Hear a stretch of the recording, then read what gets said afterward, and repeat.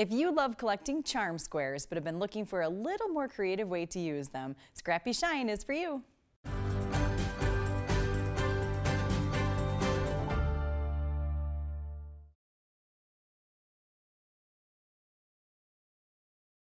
Hi there, I'm Sara Gallegos and this is My First Quilt Show. I love collecting charm squares. It's one of the things that I tend to pick up anytime I visit a new quilt shop.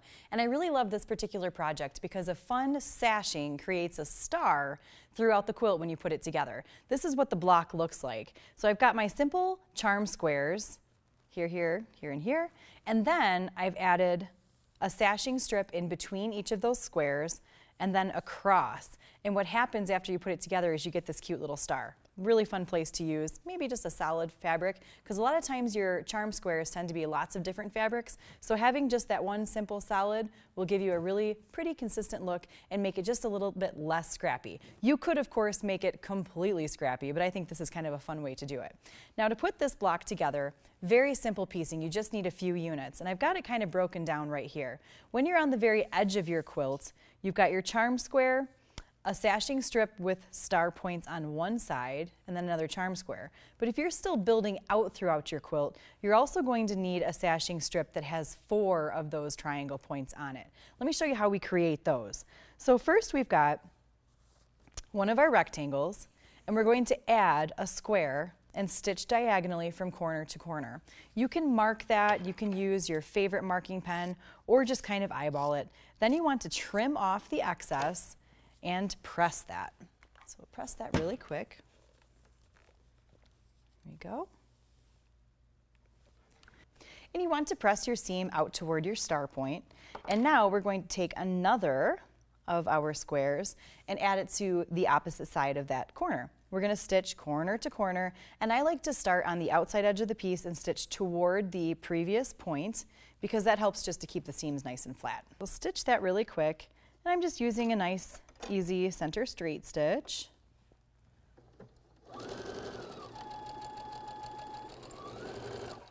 There we go. And then you're just going to repeat the exact same process in the other 2 corners of your rectangle. So really simple piecing to create this particular project.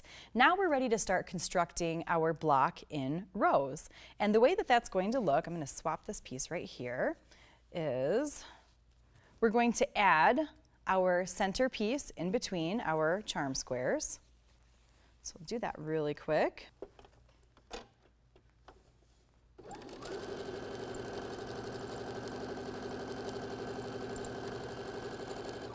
There we go. And now I'm just going to add my second charm square to the other side of my little rectangle here. Line up those seams.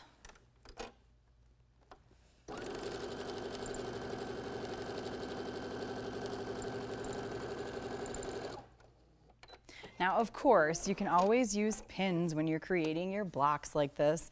I tend to just kind of eyeball it, especially when I'm working with really simple seams like this.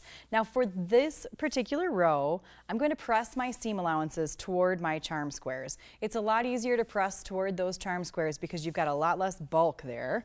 And we're going to have the magic of the nested seam after we do the next row in our project.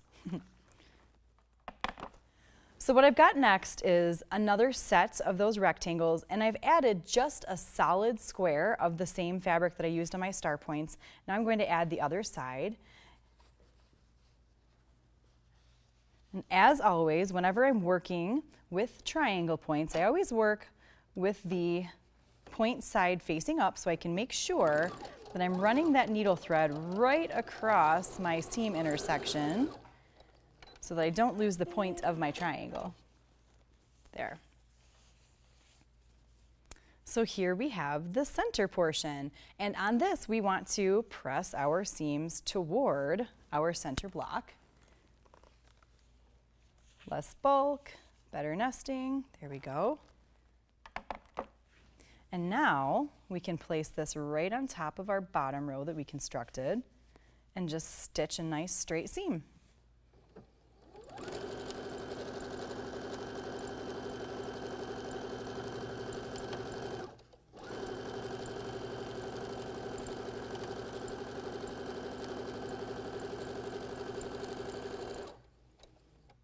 Okay.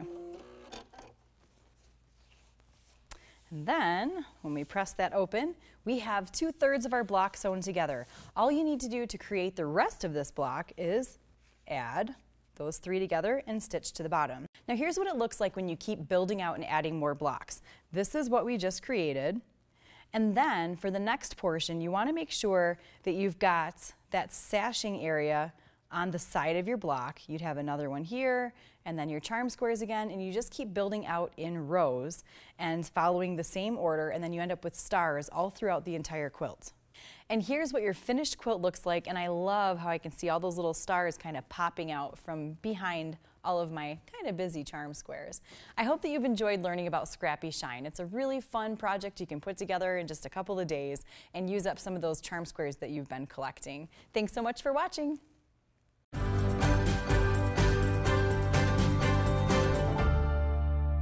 My First Quilt is brought to you by Baby Lock, Madeira, and Hobbs Batting.